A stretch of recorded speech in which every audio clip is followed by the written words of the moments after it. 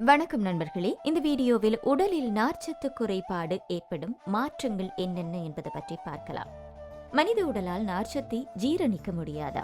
ஏனென்றால் உணவு நார்ச்சத்து என்பது தாவர அடிப்படையிலான உணவுகளில் காணப்படும் சிக்கலான கார்போஹைட்ரேட் வகையை சேர்ந்தது. பெரும்பாலான கார்போஹைட்ரேட்டுகள் சர்க்கரை மூலக்கூறுகளாக உடைக்கப்பட்டு விடுகிறது. ஆனால் நார்ச்சத்தை சர்க்கரை மூலக்கூறுகளாக உடைக்க முடியாது. அதேவேளையில் குடலில் வாழுகின்ற நன்மை பயக்கின்ற பாக்டீரியாக்கள் நார்ச்சத்தை நொதித்து தங்களுக்கான உணவாக மாற்றிக்கொள்கிறது. அப்படி நார்ச்சத்து நொதிக்கப்படும் போது செரிமானத்துக்கு உதவி செய்கிறது, இரத்த சர்க்கரையை ஒழுங்குபடுத்துகிறது. இந்த நார்ச்சத்திலும் 2 வகை இருக்கிறதா. ஒன்று கரையக்கூடிய நார்ச்சத்து, மற்றொன்று கரையாத நார்ச்சத்து. இதில் கரையக்கூடிய நார்ச்சத்து தண்ணீரில் கரைந்து ஜெல் போன்ற பொருளை உருவாக்கும். அந்த ஜெல் உடலில் கொழுப்பு மற்றும் குளுக்கோஸ் அளவை குறைக்க உதவுகிறது.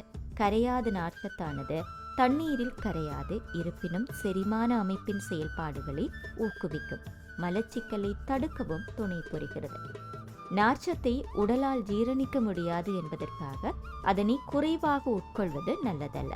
உடலில் நார்ச்சத்து அளவு குறையும் போது குடலில் வாழும் நன்மை செய்யும் பாக்டீரியாக்களின் செயற்பாடுகள் பாதிப்புக்கு உள்ளாகிறது. அதனால் குடல் ஆரோக்கியம் கெடுகிறதா.